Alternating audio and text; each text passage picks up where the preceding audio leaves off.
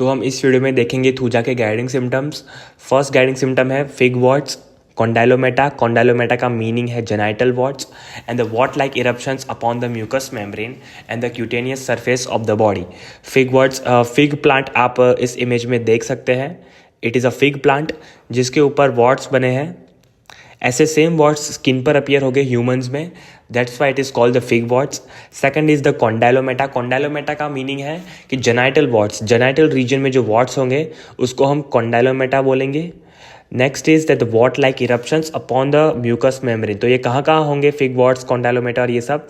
Mucus membrane and the cutaneous surface of the body, मतलब कि skin में होंगे। Okay, next point, there is sweat on the uncovered parts और all over except the head, especially at the night when he sleeps. Sweating stops when he is awake.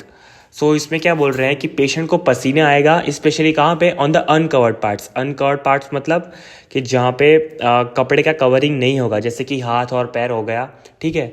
तो patient जब सो रहा होगा, when he स्लीप्स, इसमें यहाँ पे लिखा ही है कि पेशेंट जब सो रहा होगा तो उसको पसीना आएगा। कहाँ पे आएगा? अनकवर्ड पार्ट्स में और ऑल ओवर। ऑल ओवर मतलब कि पूरी बॉडी में। इसका एक्सेप्शन क्या है कि कभी भी हेड में पसीना नहीं आएगा, ठीक है। तो यह आपको याद रखना है कि पेशेंट जब रात को, थूजा पेशेंट जब रात को सोएगा तो उसको पसीना आएगा। कहाँ कहाँ पसीना आएगा? अनकवर्ड पार्ट्स पर, कि जहाँ पे कपड़े का कवरिंग नहीं होगा, और ऑल ओवर या तो पूरी बॉडी में भी आ सकता है। एक्सेप्शन है थूजा का कि हेड में कभी भी पसीना नहीं आएगा। और पेशेंट जब और पसीना कब रुकेगा? स्पेशली जब वो पेशेंट नींद में से उठ जाएगा तब पेशेंट का पसीना रुक जाएगा। तो ये पॉइंट आपको याद रखना है। Third point is that the perspiration of the genitals smells like Honey. तो ये बहुत पिक्यूलर कैरेक्टरिस्टिक है थूजा का कि जो जेनाइटल रीजन्स का जो पर्सपिरेशन है वो एकदम स्ट्रॉन्ग स्मेलिंग होगा और एकदम स्वीट स्मेल करेगा।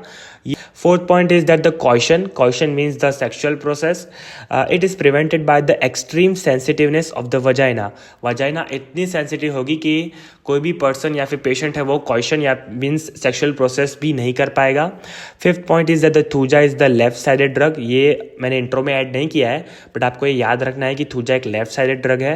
Six point is that the medicine should be thought in the bad effects of the vaccination.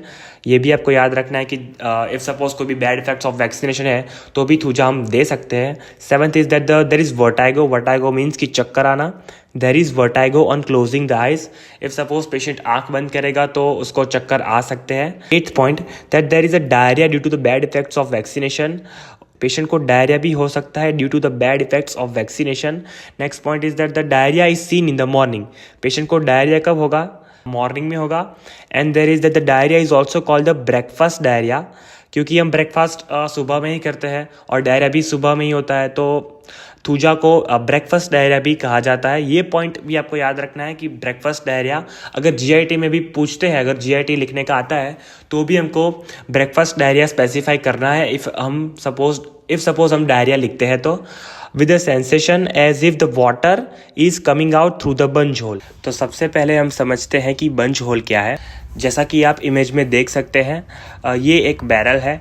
Barrel का यूज़ है कि इसमें हम पानी या भी कोई भी सामान इसमें भर सकते हैं। यूजुअली इन बैरल्स में पानी स्टोर होता है और पानी को बाहर निकालने के लिए आप बीच में ये होल देख सकते हैं जिसके हम बंज होल कहते हैं।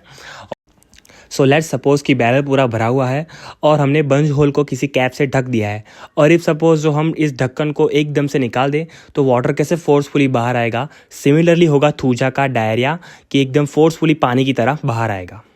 Next is the mind. Thuja patient has the fixed ideas.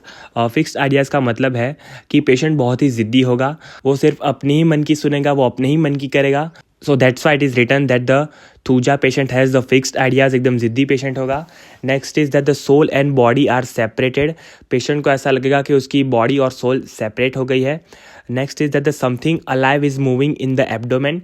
ये पॉइंट जीआईटी में भी आएगा कि पेशेंट को ऐसा लगेगा कि एब्डोमेन में कुछ जिंदा चीज़ मूव कर रही है। Next is that the body specially the limbs are made up of glass and the wood that will break easily. Patient को ऐसा लगेगा कि उसके हाथ और पैर जो है वो ग्लास के बने हुए हैं या फिर वुड के बने हुए हैं, और पेशेंट को ऐसा भी लगेगा कि वो एकदम जल्दी टूट जाएंगे। The lower limbs are made up of wood. The sensation comes particularly when the walking. तो थूजा का पेशेंट जब चलेगा तो थूजा के पेशेंट को ऐसा लगेगा कि लोअर लिम्स जो है वो वुड के बने हुए हैं। और ये सेंसेशन कब आएगी? पर्टिकुलरली तभी आएगी जब पेशेंट चलेगा। उसके बिना पेशेंट को ऐसा सेंसेशन नहीं आएगा कि उसके लोअर लिम्स वुड के बने हुए हैं। Next point is that the music is unbearable for the thuja patient, it causes हर्विप। म्यूज़िक जो है वो थूजा पेशेंट के लिए एकदम अनबियरेबल होगा, मतलब वो म्यूज़िक को सहन नहीं कर पाएगा, और इट कॉजेज हर्विप, और म्यूज़िक की वजह से पेशेंट को रोना भी आ सकता है। ये दूसरी कौन सी रेमेडीज़ में पाया जाता है? Aconite, natrum carb and natrum sulph.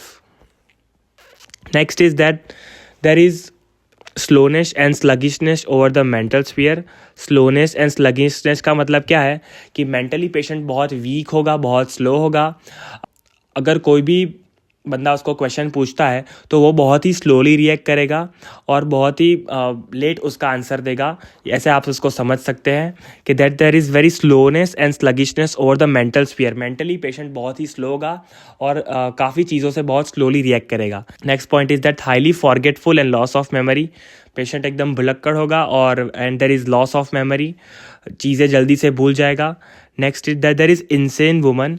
Insane woman का मतलब है पागल औरत। Will not like to be touched and approach, मतलब वुमन जो है एकदम पागलों की तरह रिएक्ट करेगी और उसको कोई छुएगा या फिर कोई भी अप्रोच करेगा बात करने के लिए तो भी उसको पसंद नहीं आएगा।